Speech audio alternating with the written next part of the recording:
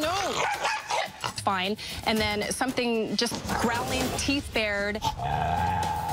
Ay. That's a clip from the new show, Cesar 911, starring the dog whisperer himself, Cesar Millan. The show premieres this Friday, March 7th at 9 p.m. on Nat Geo Wild. And Cesar Millan is here with us on the couch to talk about his new show and to try to help me and John with our pooch problem. So welcome. Thank you for being here. Thank you. 911, Good morning. we need you. You know, this show was actually born from neighbors and family members. The owners don't call me. It's the neighbors who call me and say, Cesar, we're afraid to walk by our neighbor, and our neighbor are not willing to do much about it. So a lot of people are in denial. A lot of people are a little stubborn about it. So we arrive without the owner knowing that I'm coming. It's like an intervention. It is an intervention. Right. That's why it's called Cesar 911. It's an emergency. I mean, this dog's already, as you saw that one, is redirecting the aggression towards the owner. So when the neighbors see this, they're scared. You know, and they say, we're scared. The dog is biting his own owner. He's going to bite the whole... Well, and it's in their neighborhood. That's right. I got to tell you, we learned painfully in our community. One little boy killed by, it was a Rottweiler, and it attacked the boys and started chasing. And one kid tried to get away after a bite, and then they later found this young boy dead. I mean, this can be a critically serious issue. It's important, you know, that we understand how to be around dogs. You know, it's important that we teach kids how to be around dogs. It's not if you don't have a dog, doesn't mean you shouldn't learn about dogs. And so that's a big mistake. Most people that have dogs, those are the only ones that learn about dogs, but they don't really learn the psychology of dogs. They learn to train a dog. That's why I train people and rehabilitate dogs. We need some training here. But now, what are some of the strangest situations that you've run into? Well, in this series, a victim who actually asked to save the dog. So the dog, she went to a party in this people's house, and the dog bit her on the arm. And so normally victims, what they do is they want to put the dog down. But this is a different kind of victim. She called me and said, Cesar, I want to save this dog. It's not the dog's fault. But my neighbors are in a little denial. You see it? So that's an unusual thing, where the victim actually wants to save the dog. Wow. Yeah, that's a beautiful, beautiful scenario. An animal lover, absolutely. Yeah, and the one you guys saw right now is, it was a dream for the family to have a dog. This is their first dog. Oh, you know? And that experience. That experience, the little girl couldn't hug the dog, kiss the dog, so she's crying, and she said, you know, dog's supposed to love you, not bite you. And so it became a very traumatic experience for her. Well, I'm supposed to ask you, what are some of the biggest mistakes dog owners make? What mistakes is Carolina making? You can go ahead and well, most people feel bad about when the dog is under stress or out of balance, or if a dog has a bad history, then they try to compensate. You know, but it's nothing we can do about it. The best thing we can do is to live in the moment and move forward. So her dog, Lola, I've watched this dog all morning. She's very nervous. She's so very anxious. skittish. How can Carolina be a better dog owner? You have to provide a calm energy. Most people provide, as you see, she's holding it. So she's unsure about it. So how would the dog feel safe when the human is holding with a really anxious, nervous, fearful, feeling sorry energy kind of thing? So it's better to hold in a relaxed state. So I can pretend like she's a big dog. You can't pretend.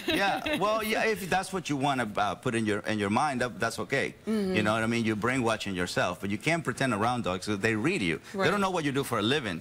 They just know how you live your life. That's true. No, definitely. But there are certain triggers that I've noticed that she really just reacts to. Like if a cell phone text message comes through, she will flip out and try to go upstairs and hide under the bed. And if there's a garbage bag that's being crumpled up, that really sets her off. So we try to avoid doing those things. Our phone is on silent all the time. It's no way to live. You know? It remind me of cases where the owners didn't cook inside the house because the dog will go ballistic when the person would turn on the... so they didn't cook inside the house for years. You see what I mean? This is a very common thing, you know, where people actually avoid instead they know how to face the situation. And you're saying don't avoid, rehabilitate the dog. Well, if you avoid things in life, they don't go away. It's true. You're just avoiding it. It accumulates. One day it's going to explode. Wow. Well, people think that I'm ignoring them. My phone's just always on silent because of my dog. I'm not kidding you. This is why I train people. Exactly. You know what I mean? That's the reason why. So poor Lola. Well, then I'll have to do a better job of conditioning her. Is that what you would suggest? Not her, you. Oh, okay. Yeah. It's not what the dog does. Everybody focuses on what the dog is doing. I focus on how the human is reacting to the situation. Every time it goes off, I'm like, oh my gosh, where is she? And that's right. probably But every time we turn our vacuum cleaner on, the one dog we have 2 dogs, and the one dog goes crazy, and then my wife says, buddy, buddy, buddy, buddy. She said, and it was true. So then everybody just starts screaming. Oh, there's Buddy. Yeah, there's Buddy, look at Buddy. Buddy's just constantly, there's this constant energy in our house. Buddy, what are you doing, Buddy? And now she's barking, and I don't know what to do. And then the Shih Tzu's saying, what's wrong with the white dog? And then the Shih Tzu said, I need a nap. And the cockapoo, look at me, look at me. I am going to go to sleep. Angel. It's a different energy.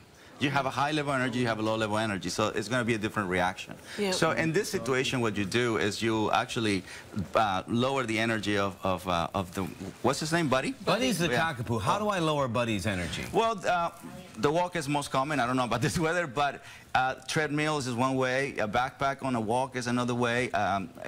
Making sure the dog do activities such as finding toys and things like that, because that drains. I'm gonna have him do my energy more. Those Go, Dad, I need that. I need you now.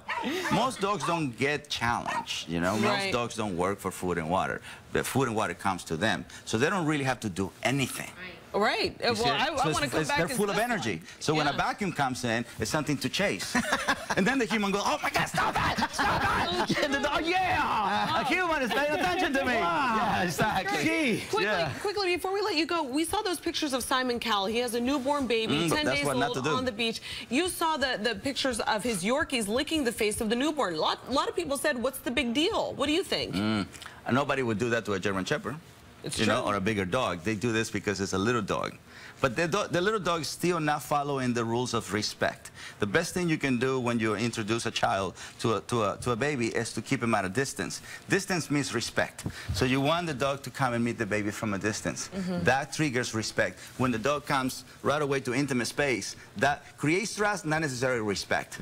You want respect. That's really what keeps everything safe. Wow. That's a big mistake. A lot of people do this with the baby. Yeah. Here's your brother. And shove the baby in there. But you won't do that with a Rottweiler or a Pit Bull or a German Shepherd. But why? They're all dogs. Yeah. It's true.